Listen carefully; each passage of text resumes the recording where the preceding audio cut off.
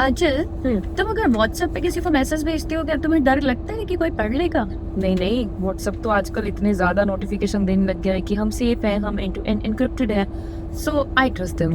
I think it's safe.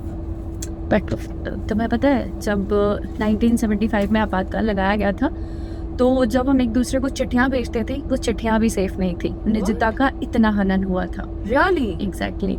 Actually हुआ ये था कि जैसे मैं तुम्हें चिट्ठी लिख रही हूँ, हाँ। वो चिट्ठी पोस्ट मास्टर प्रॉपर पढ़ता था, उसके बाद में उसे लगता था कि देने लायक है तो देता था।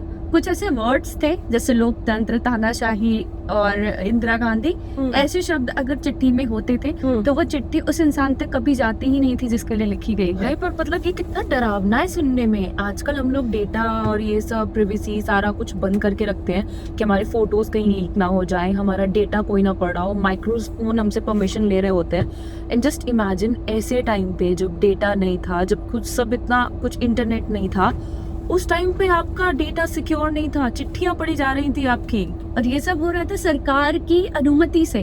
तो हाँ दोस्तों, नमस्कार, मैं हूँ पूजा और मैं हूँ आंचल, और आप सुन रहे हैं सुनो तो सही। और सुनो तो सही में आज हम आपको आपातकाल की ऐसे ही एक घटना के बारे में बताएंगे जहाँ पे निजता का हनन होता था, आपकी चिट्ठियां पढ़ी जाती थी, और ये सब होता था सरकार की अनुमति से, सरकार के कहने पे। तो बेसिकली हम आपको बताएंगे कि 1975 में इंदिरा गांधी ने आपातकाल लगाया।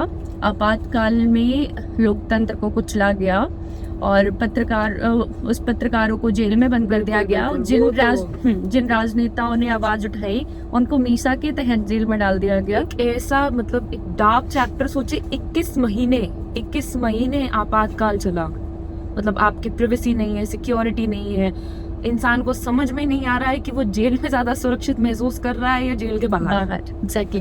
तो हम आपको बताने वाले हैं कि जिस प्रकार से अखबारों पे सेंसरशिप लगाई गई थी, अखबार सफेद कर दिए गए थे, वो गवर्नमेंट की अनुमति से चल रहे थे, रेडियो सरकार का प्रचार तंत्र बन गया था, बिल्कुल वैसे ही आपकी चिट्ठियां पढ़कर भी आपके दूसरे रिश्तेदारों तक पहुंचाई जाती थी। और अगर उन्हें लगता है, कई ऐसी चिट्ठियां थी, सैकड़ों ऐसी चिट्ठियां थी जो लिखी तो गई लेकिन उस बंदे तक कभी पहुंची ही नहीं जहां पहुंचनी चाहिए थी। अब जैसे पूजा, मैं आपको एक किस्सा बताऊं कि 1976 में 1976 में जबलपुर का मतलब एक छोटा सा गांव था, वहाँ पे एक माँ ने अपने बेटे को चिट्ठी लिखी और वो उस तक पहुंची नहीं। पूछो क्यों? क्योंकि उस चिट्ठी में लिखा था कि बेटा, यहाँ सब डर के साए में जी रहे हैं। पुलिस वालों ने कल हमारे मोहल्ले से 2 लड़कों को उठा लिया है।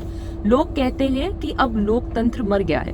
और बस ये जो कीवर्ड्स जो उन्होंने पकड़े, लोकतंत्र मर गया है, बस उतना काफी था कि भैया आप हैं देशद्रोही, आप जो है सरकार के साथ चल नहीं रहे हैं, आप जेल में चलिए। और इसके बाद पता है क्या हुआ?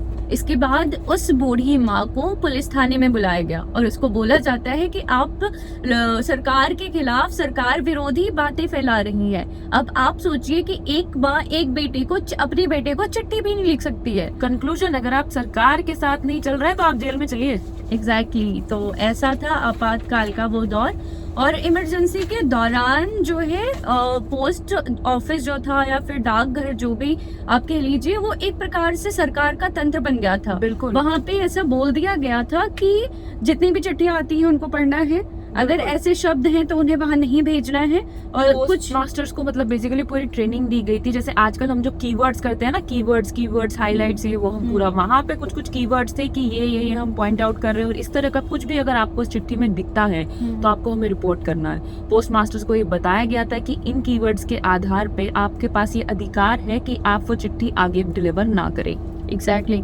तो लेकिन पर कुछ ऐसे भी तो थे ना, मतलब जिन्होंने मतलब नहीं मानी होंगी ये वाली बात, उनके साथ क्या होगा? जिन लोगों ने सरकार की बात नहीं मानी उनको नौकरी से हाथ धोना पड़ा, उनको निकाल दिया गया, सस्पेंड कर दिया गया, उनकी नौकरी चली गई। डेमोक्रेसी। एग्जैक्टली। बेसिकली तानाशाही। Oh yes, dictatorship, not democracy.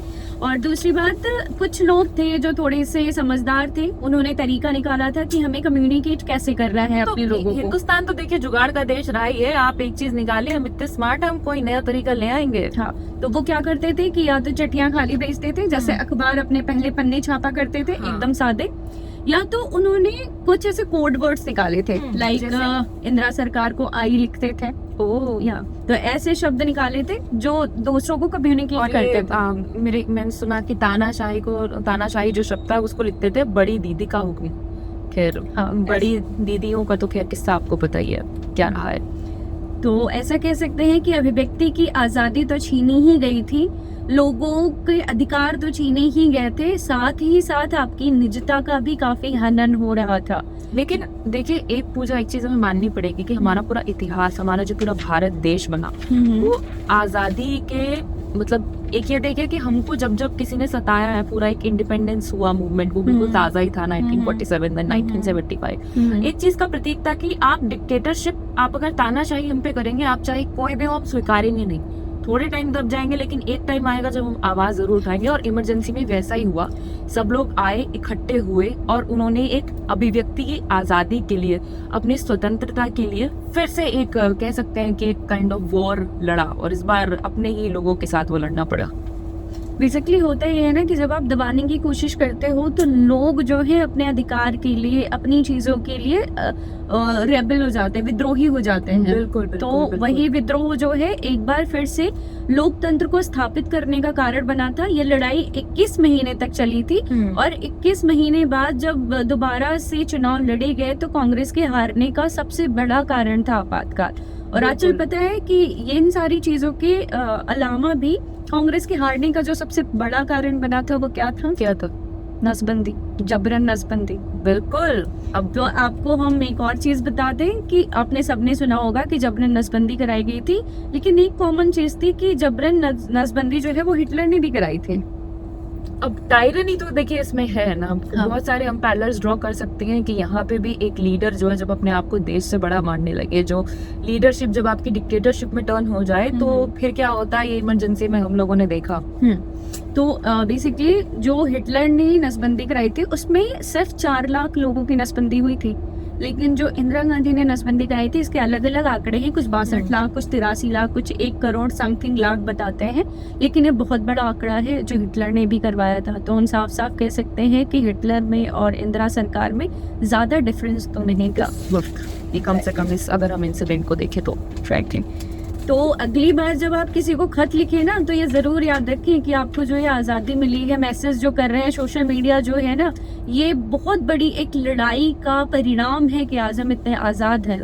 बिल्कुल। और आई थिंक हमें अपने फ्रीडम फाइटर्स को तो है ही, पर उसके वक्त भी जो हम लोगों, मुझे लगता है हमारे अपने देश के जो लोग हैं उनको भी काइंड ऑफ इस चीज के लिए मतलब श्रेय देना चाहिए कि हम लोग जो है दबते नहीं है और हमेशा विरोध कैसे भी हो, जब बहुत ज्यादा हो जाता है, जब बहुत एक आतंक मचता है या बहुत ज्यादा हमारी आवाजें दबाई जाती है तो हम जो है विरोध में हमेशा खड़े होते हैं। बिल्कुल। तो ये हमारे देश की एक बहुत ही अच्छी बात है। उम्मीद करते हैं आपको हमारा सुनो तो सही का दूसरा एपिसोड, हमारा पॉडकास्ट पसंद आया होगा। आपने हमें पहली वीडियो पर बहुत बहुत बहुत ज्यादा प्यार दिया है। जैसे कि हम कह रहे हैं कि हमारी एक कोशिश है, हमारी एक शुरुआत है और हम चाहते हैं कि आप हमारी शुरुआत में हमारे साथ रहें। तो प्लीज अगर आप हमारे साथ ये पहले जुड़ रहे हैं, अगर आप पहले ये वीडियो देख रहे हैं तो प्लीज हमें सब्सक्राइब करें, कमेंट करें और अपने दोस्तों के साथ शेयर करें प्लीज, ताकि हमें बताइए कि हम ऐसे कौन से टॉपिक्स हैं जो आप हमसे जानना चाहेंगे, और प्लीज मतलब कुछ हमें बताइए ताकि हमें जो है इससे मतलब प्रोत्साहन मिले। Thank you, bye bye.